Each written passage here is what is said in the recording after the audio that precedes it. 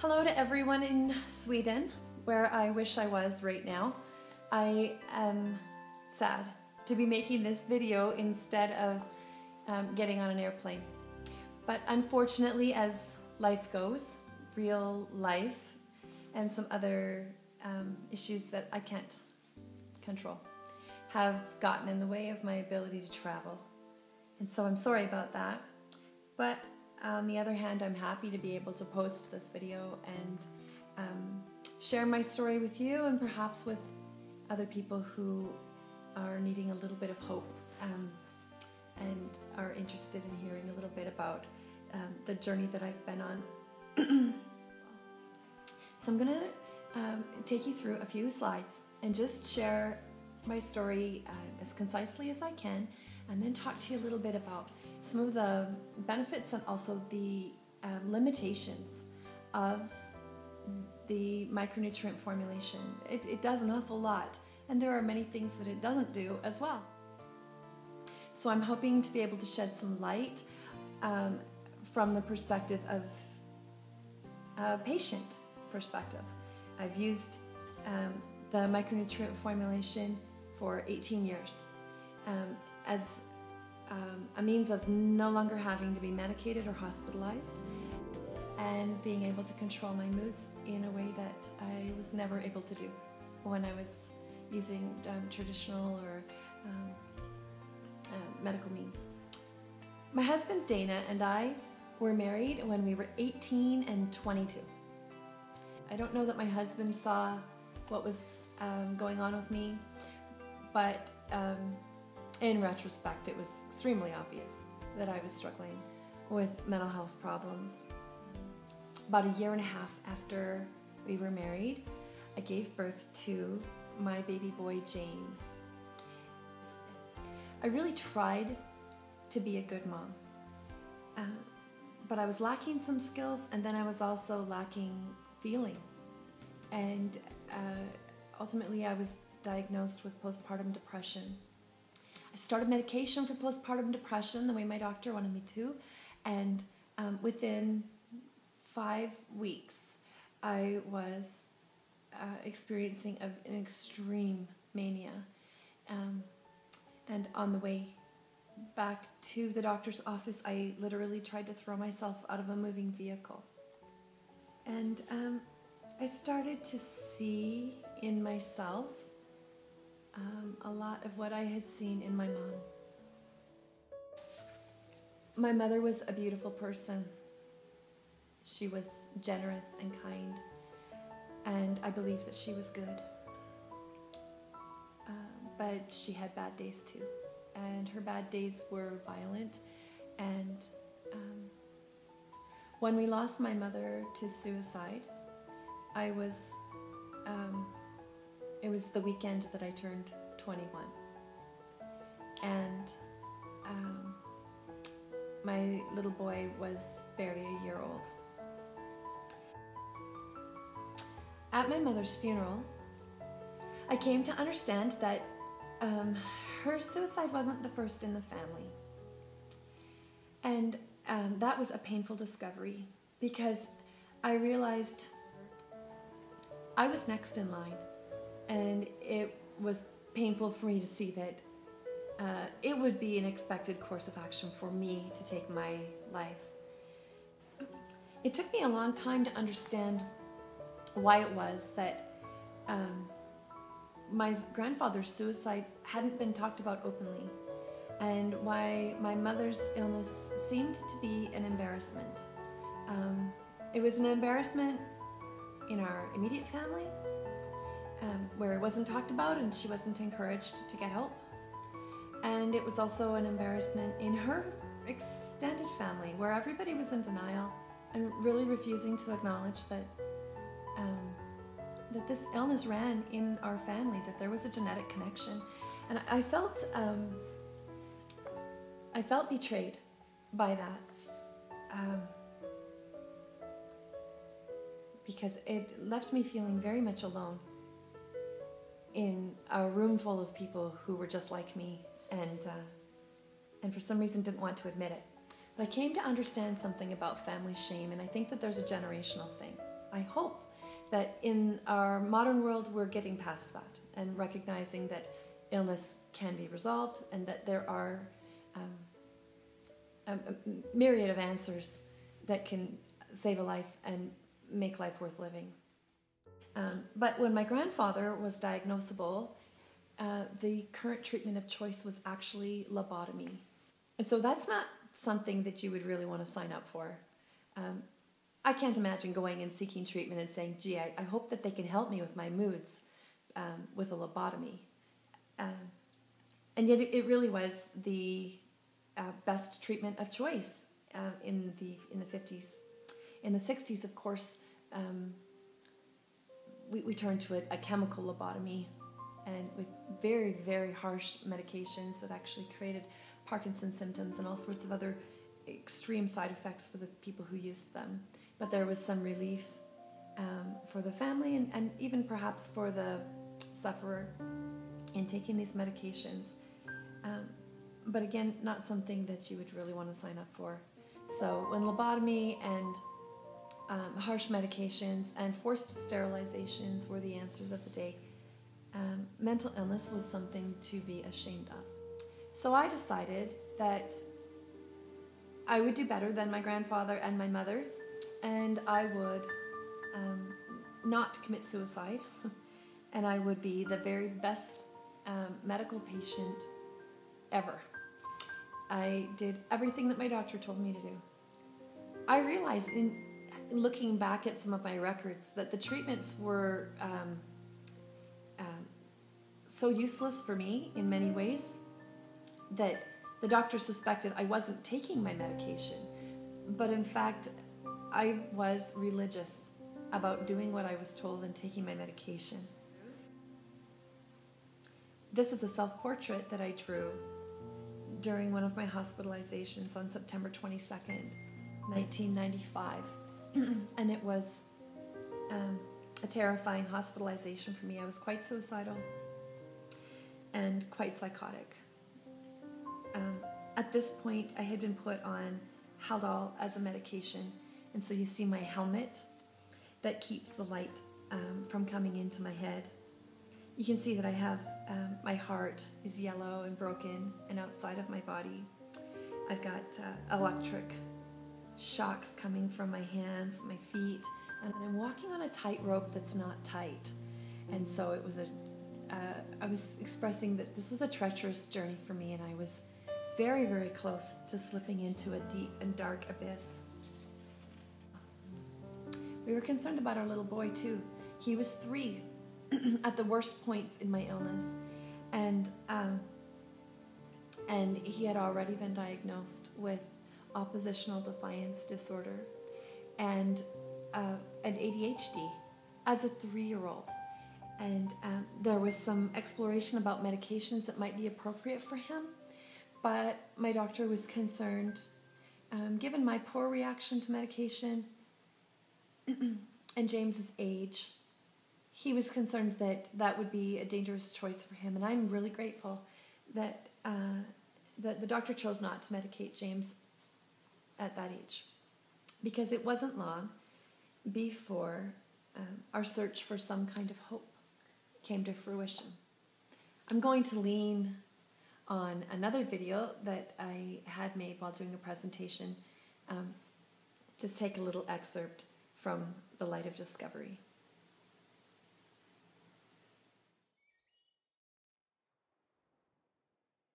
My mom had given birth to 9 kids, and my dad could see it coming.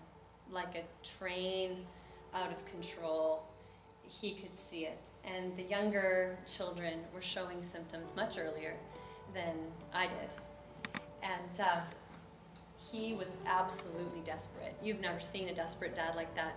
He was first single parenting, then he was in a blended family and trying to get his second wife, who was one of my mom's best friends, and her daughter to fit in with a psychiatric, just a mess. It was just a disaster. There was violence and outbursts and crazy things going on. And every once in a while I would end up in his care as well, because my husband worked midnight shifts. And we got to the point in my psychiatric care where my husband was forced to make a choice. he was going to have to go for long-term care for me. We actually went and toured the facility, long-term care, or he was going to provide 24-hour adult supervision for me. And he opted to, you know, man up, I'm going to do it. I'm going to find a babysitter for my wife when I'm working midnight shifts so that she doesn't get up at 3 a.m. and have a fit or set the place on fire or redecorate. I did a lot of redecorating at 3 a.m. Yeah, lovely tabletops and things like that with belt sanders. So he was going to provide the care that he needed to provide. And I burnt his mother out in about a week. I think it was less. Anyway, the one time that I spent at his mom's place, his wedding ring went missing. See, we had this thing with his band that would fit behind my engagement ring. And when he went to work at his heavy labor job, he had to leave his rings. So I would always wear them behind. But that night, I had a psychotic episode. And we still don't know what happened. We searched that house inside out. But I have memories of toilets flushing. I know that there was a lot of dancing unclothed in the basement. And something about a wheat grinder. We're not really sure where the ring went, but his wedding ring went missing that night. I think that's when his mom was done. I was not a lot of fun to be with. And I think I probably scared her half to death. So I ended up in my dad's care. My dad, being desperate dad, prayerful dad, scared to death dad, was willing to have conversations with just about anybody, and enter David. My father was working for a group of church buildings, huge group. And so he was responsible for about 13 buildings in the southern Alberta area. And David was a volunteer for the church. And they were standing around talking about ripping up carpets and doing stuff for the building. And he said, my dad said, he just had this feeling to tell David everything. And he was not that kind of guy. But he put down his pride and he told the whole story.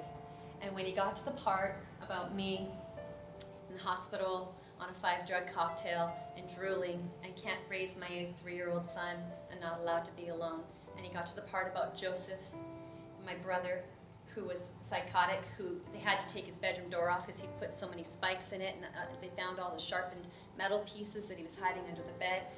And the kids were afraid to sleep, and they didn't know what to do because he kept threatening that he was going to kill them all and burn the house down in the middle of the night. Terror. He told this man everything. And I don't know what you say when somebody dumps a story like that in your lap. But David said something rather odd. And what he said has changed my whole world. He said, I don't know anything about mental illness, but your son sounds like a pig with ear and tail biting syndrome. And my dad said that he felt those words like light through the top of his head and all the way through his feet. And he knew that that man had an answer for his children.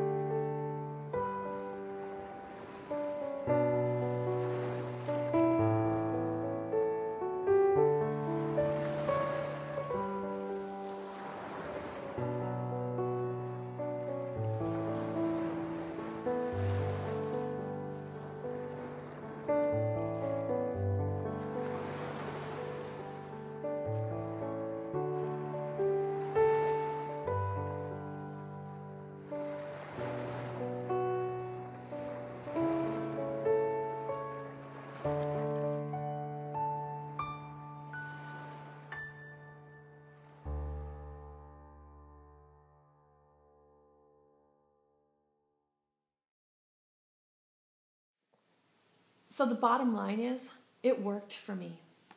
Whatever irrational or crazy idea, however crazy this idea seemed to be, it actually worked. And I've had people ask me many times if I thought that there might have been some placebo effect, but I have to tell you, if I ever were to have experienced placebo effect, I would have done it on the very first medication that my doctor gave to me, because I believed him. I believed him when he told me that this was going to make me feel better. And the second and the third and the fourth and the seventh and the 10th and the 13th medication and the hospitalizations, I believed that that was actually going to solve my problems. And so it leaves me wondering if perhaps any positive effect that I had from those medications could have been placebo, because it never lasted. The difference with my dad's crazy pig pill idea, micronutrient idea, was that I didn't believe it for a single second. I had some hope. I had a glimmer of hope in that I wished that there might be an answer for me and that suicide wouldn't really actually be the final outcome. But I didn't believe that. Well, 2 months into my recovery, I was off of all of my medication. 3 months in, I would have told you that I was better. Like, I am better, because I was experiencing stability and clarity in a way that I had not experienced, I think probably had never experienced in my life. And then things got really painful. Sometimes, and I've learned this over the years in watching a lot of other people go through this process, when you get clear thoughts, it doesn't change your past, and it doesn't change things that you did or things that have been done to you. And that is very painful. Reality can be extremely painful. And if you're used to taking a sedative instead of remembering, or you're used to sleeping it off for 3 days instead of learning to cope with different kinds of stress, when you really lack skills and then you're suddenly thrown into a situation with no medication and extremely clear thoughts, it's painful. So that was the point where I started realizing this wasn't going to solve all of my problems. And I started looking for support.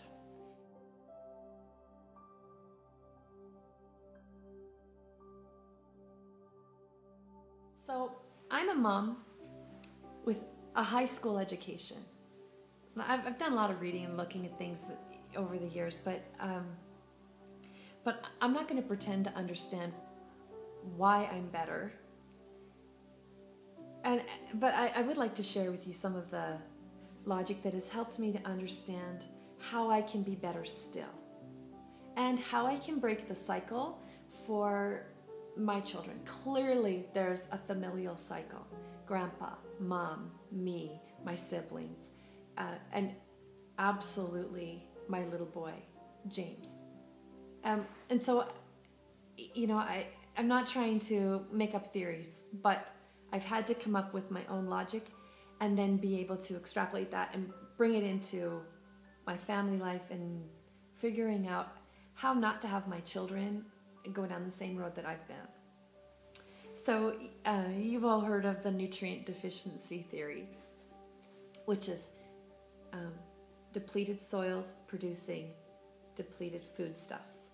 Well, I would like to propose another kind of deficiency theory, also the nutrient deficiency theory, where nutrient depleted mothers produce nutrient depleted children. And I saw that pattern with my own dear mom. My mother was very young when she became pregnant, and she was not taking very good care of herself. And in her earliest stages of motherhood, she had many children very quickly. And I was born 11 months after my mom's first baby was born. So Angela, 11 months later, Autumn. With someone who was already struggling with eating disorder, already struggling with her own mental health, obviously nutritionally compromised, 2 pregnancies, back to back like that. I did not stand a chance at being a healthy child. And you know, as I've looked at the patterns in my mother's life and in my own life, I can see how we were headed straight down the very same path, and then where we've parted ways. And we parted ways with when the cycle of illness was broken for me.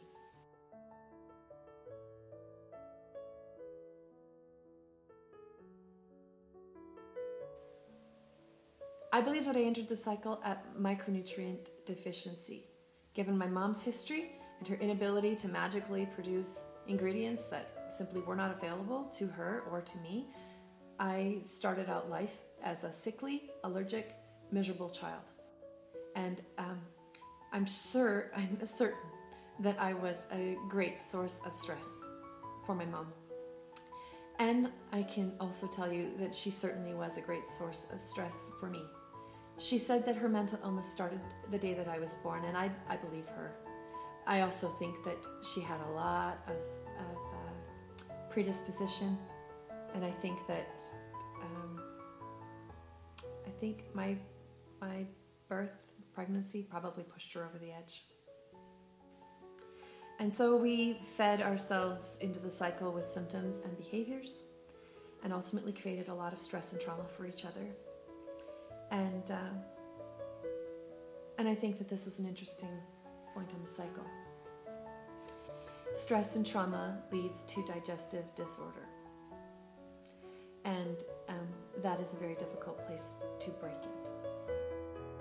And digestive disorder always leads to micronutrient deficiency. I say that with certainty because I've seen it so many times.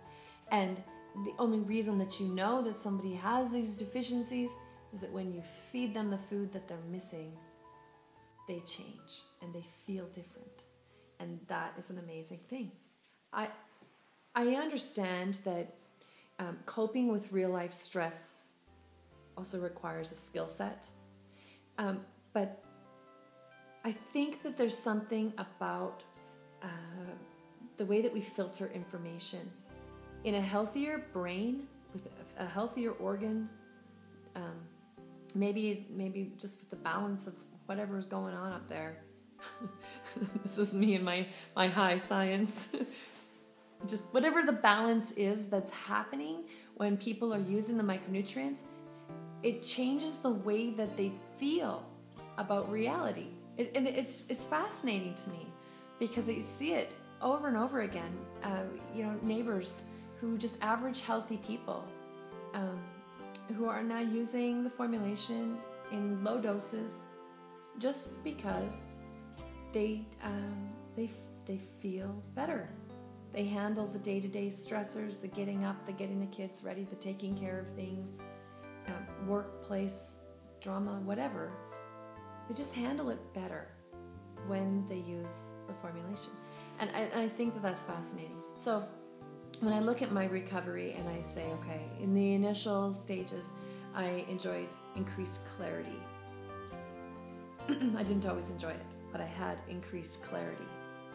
And then it added ability to cope with stressors in a different way. That ultimately led me to be able to take on other therapies. It didn't change what my mommy did. It didn't change what I had done to myself or to other people. It didn't change the guilt that I felt over the way that I had been behaving with my son. It didn't change reality, but it did give me an increased ability to see what was real and to be able to make amends, to try to figure out what comes next. And that's where other therapies and skills and different things came into play. I'm not saying that every person who uses micronutrients for mental health needs a whole bunch of other therapies on top. But people like me, most assuredly do. I don't think that you can live a life with the kind of stress that I experienced. Stressors, emotional stressors, feelings of rejection. When you read A Promise of Hope, you'll understand. You can't go through that as a child in developmental stages and not need to sort it out later. There is no magic pill for that. And being able to develop healthy relationships and better boundaries and establishing better feelings about myself. Even just coming down to this notion that every person needs to feel lovable and safe and worthy. If any of those are missing, and they always are missing when you're raised in a situation with mental health issues, those have to be implemented somehow in order to have somebody feeling whole and healthy. By giving him the formulation as a 3.5-year-old, James's life was forever changed. James has gone on to be a productive and incredible teenager. He joined the military so that he could serve. He served a mission in Nicaragua, learned how to speak Spanish fluently, and moved to Nicaragua to serve a mission for our church for 2 years, and did a great job in leadership in his mission. He's come back, and with his eyes set on a great college education, he's engaged to be married. He's an incredible example of what can happen in a life when the cycle is broken early. Micronutrient intervention for James saved James from a completely different life. Number one, I wasn't abusing him. I was capable of feeling and loving and caring for him. And number two, he did not develop self-destructive habits. He didn't have to cope with things the way that a child with illness has to cope. And he's been able to make deliberate decisions and move forward and be healthy and happy and successful in his life. And that is not something that I ever imagined for him when he and I were in the dredges of our illness. I am so grateful for the work that you are doing, for your interest in my story, for your willingness to be open-minded and intelligent and to embrace discovery and to prove what is real. I'm so thankful for that, for people like Bonnie Kaplan and Julia Rucklidge and all of the others that have worked together over the years to assist physicians in helping other people, building these studies and in really fleshing out what is real. It's so exciting to me to be a small part of this discovery and realize that as all of these years, these 18 years now have gone by, every year brings us closer and closer to understanding what mental illness actually is. I like to think that eventually we'll see, because of your work, we will see mental illness brought to that level of understanding, where it's seen as something that's solvable and something that is that is solvable, that can be helped, that doesn't need to be end the course in suicide or institutionalization or a lifelong sedation, but that people can be well and whole. I know that that's true. I know that it's an open door to all the tools of healing, and that there isn't anybody that is beyond hope. I think if I can be helped, anybody can be helped. And given all the right tools and interventions, this is something that is solvable. So thank you for being a part of that. I'm just so thrilled. I wish that I could be there in person. I plan to meet all of you someday.